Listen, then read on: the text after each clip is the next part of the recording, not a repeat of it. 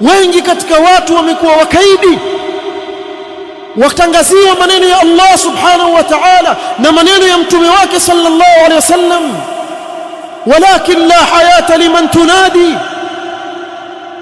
Watu wafanya ukaidi na maamrisho ya Allah subhanahu wa ta'ala, yale waliokatazwa ndio wanaoyaparamia.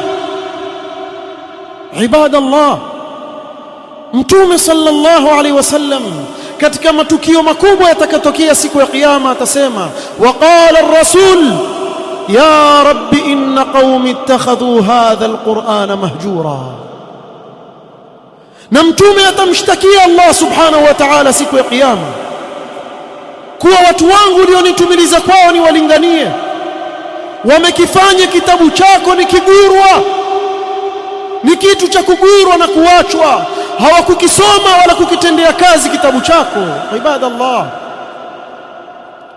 kila mmoja kati yetu sisi aliyeneemeshwa kuwa katika ummati Muhammad tuliomfuata mtume Muhammad sallallahu alaihi wasallam, wallahi tutakuja kuulizwa mmoja mmoja juu ya kitabu cha Allah.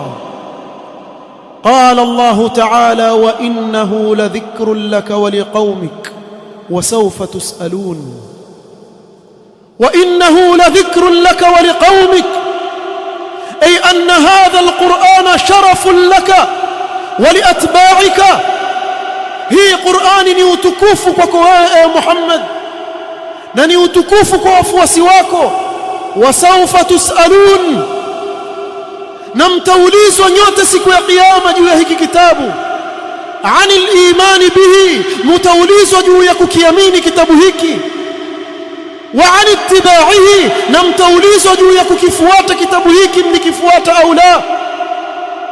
Wa an ad-da'wati ilayhi, na mtaulizwa siku ya kiyama juu ya kuwalingania watu katika kukifuata kitabu cha Allah subhanahu wa ta'ala. Hii ni neema, na hakuna neema kubwa kama Allah subhanahu wa ta'ala kuteremsha hii Qur'an. Thumma la tus'alunna yawma idhin 'anil na'im, tutakuja kuulizwa mbele ya Allah subhanahu wa ta'ala.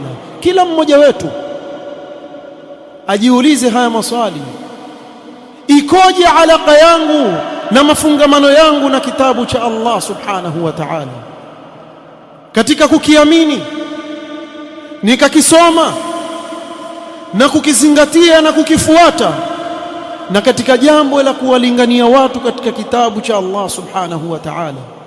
Tukoje katika jambo hili? Tutakwenda kuulizwa mbele ya Allah subhanahu wa ta'ala.